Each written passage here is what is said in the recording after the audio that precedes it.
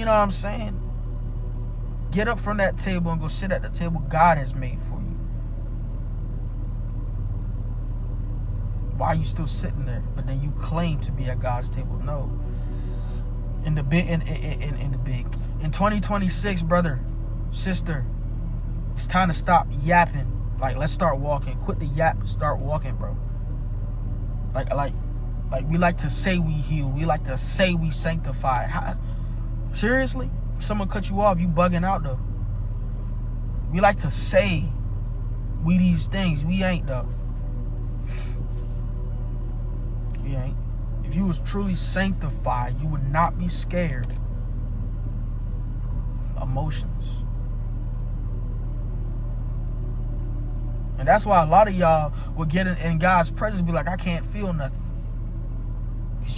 That's a different topic, but simply because you won't confront your emotions.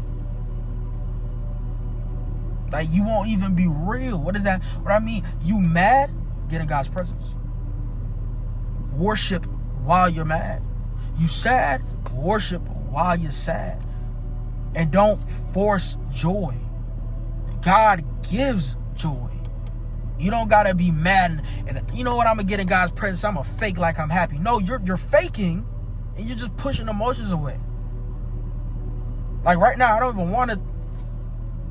I can guarantee you, I'm 100% mad at what I'm going through. I'm 100% mad.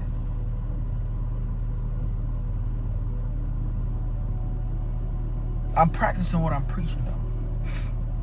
And there's times in this car I just turn on the worship music. I'm mad as ever, fire, fuming, bam. But I'm at the table that the Lord has prepared for me. That's why I do it. I'm at the table.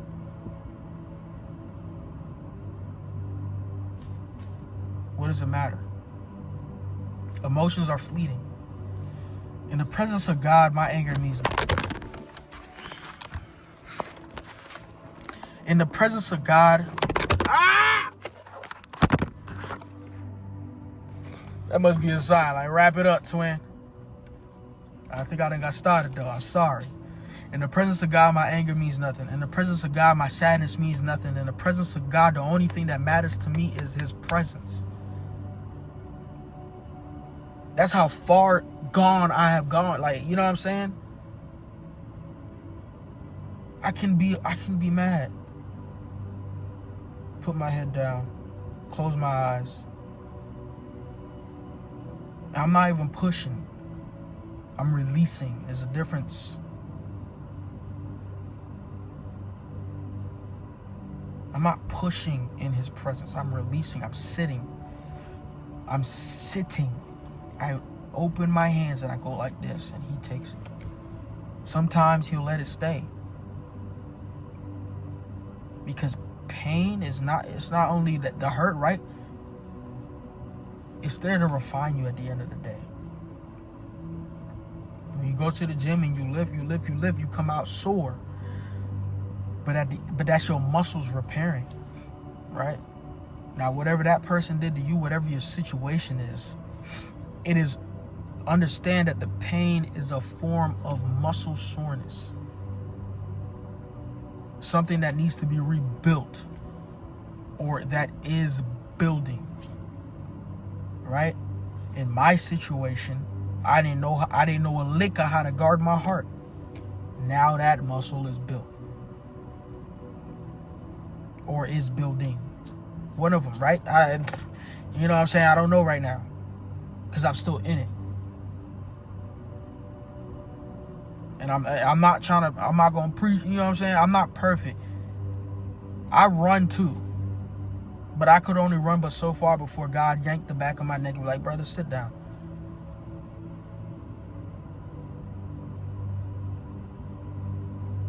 Some days I just don't want to confront it, and that's just real. Right? But at the end of the day, I'm a grown man. What do I look like running from heartache? I'm a grown man. Not only am I a grown man, but I'm a man of God. What do I look like running from a little heartache? What do I look like letting a little hurt Like, man, God, I don't want to talk to you about it right now. But yet I turn around and I talk to him about everything else. It got to the point where I couldn't even just have a laugh with God. He's like, I'm not, essentially, this is not what he said word for word, but essentially, to summarize, what you laughing with me for? You won't even come to me with your hurt. You done got up from my table, essentially, right?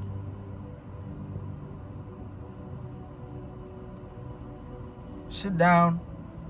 You're going to keep it real with God in other areas of your life. But then you go hide sensitive parts of yourself from God, bro. He made you, all right? He made you, okay? Stop hiding. Whoever this is for you. Whoever it belonged to, come get it. You feel me? It got your name on it, twin. Come get it. It's packaged nicely for you and everything.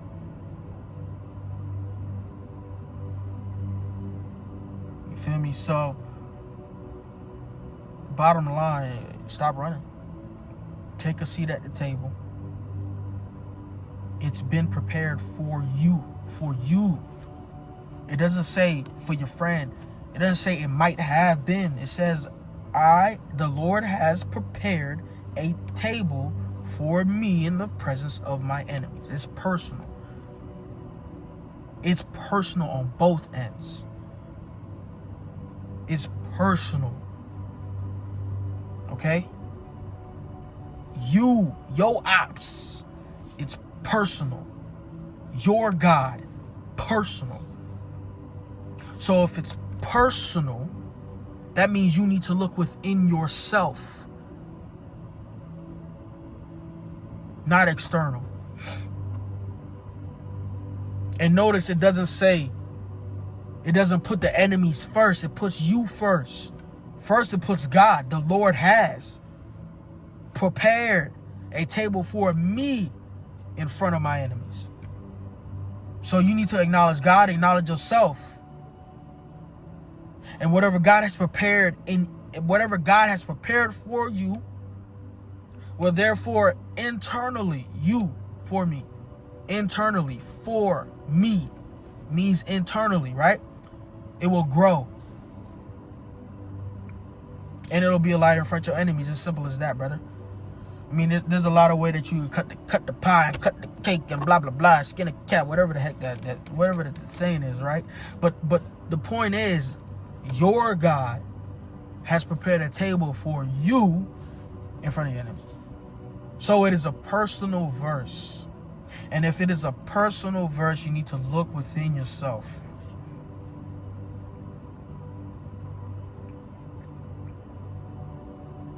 If you can't confront yourself honestly, how can you expect to love your enemies?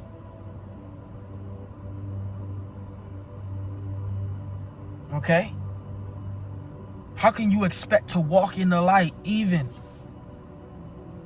if there are parts of you, parts of your temple where you have shut the light off? I thought I was done. I guess I'm not. Where you have shut the lights off. How can you expect God to be a lamp unto your feet when he's guiding you into the dark chambers of yourself? And you don't want to follow it, but you say he the lamp unto your feet.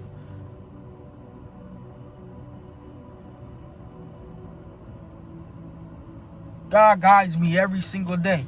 Okay. Well, right now he's guiding you to confront that hurt that you keep running from. The tears that you keep trying to swallow. Stop swallowing them tears. Tears are not meant to be swallowed. That's why they come out of your eyes. They don't come out your mouth. They come out your eyes. They're meant to fall down. If you think about it, and again, there's many ways I could mix this up, right? Tears coming out your eyes, you're going to see, right? You put water droplets in your eyes to clear up your vision, however the case may be, whatever, right? But the point is,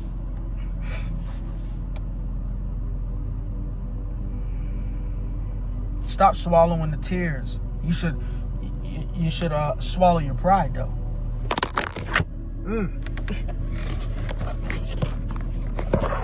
Somebody just fell out in the Holy Ghost. Oh my gosh, hallelujah. You just swallow your pride though, right? Stop swallowing your tears. That's why that's why before you cry, it rises up. Push it out, brother. Push it out, sister. Push it out. You know, when I'm hurting, I get in God's presence, I'm like, no, I gotta cry. I have to cry. I have to, because if I don't, then I'm gonna repress it, and if I repress it, then it's going to eventually explode. As a person that has done this his entire life, I'm telling you straight up, don't do it. It's not worth it. It's not. All right, I'm just keeping it real. I don't care. Oh, men shouldn't be crying. Who said that? Who told you that? Who told you that? It's cap. Well, girls don't like dudes that cry. I don't care. I'm not looking for a girl. I'm looking for a woman.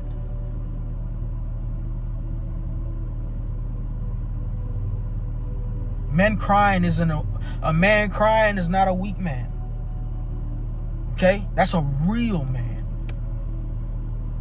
Alright? Like, let's keep it real. Let's keep it a buck. Let's keep it a buck. Stop pushing your emotions down. You are at God's table. The Lord prepared a table for you in front of your enemies. And the only way to actually eat from that table, peace, healing, etc., etc., you can't just come. You can't just come and sit at somebody's table any old way. Take your elbows off the table, right? Sit up straight properly, put the neck, you know what I'm saying? You gotta come correct.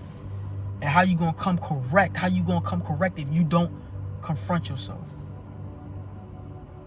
Wash your hands before you come to the table. Maybe change your clothes, change your shirt, so you're not sitting at the table in dirty clothes. You know what I'm saying? That's how I grew up. No elbows on the table. The silverware is on this side. The cup is on this side. You got a plate. Then you got the bowl. You know what I'm saying? That's how I grew up. All that. You got to come correct. And if you're going to sit at God's table, you got to come correct.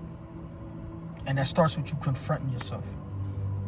Actually, it starts with you getting up from that foul table, that nasty children's table, growing up, maturing up, being real, being an adult in the spirit.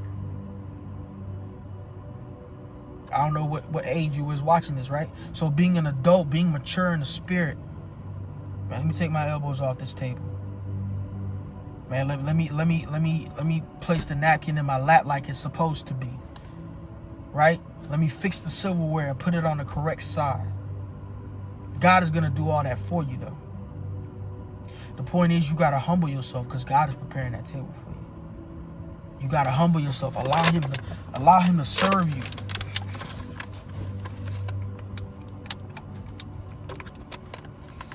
Allow Him to serve you, and then He feeds you. Closed mouths don't get fed, and that includes those that sit at God's table.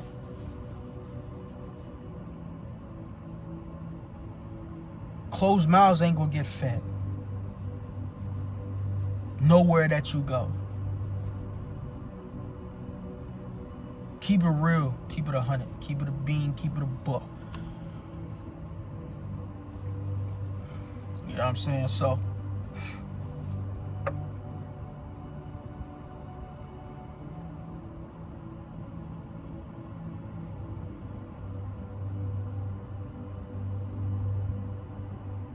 I think the spiritual weight of this message has been satisfied.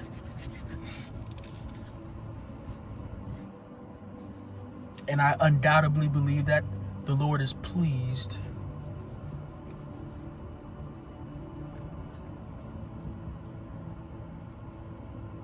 And I believe His Spirit will go forth unto the person that this is unto the person that this is for. You know what I'm saying? My bad. Trying to speak all fancy and stuff. Let me chill. All right, y'all. Bye.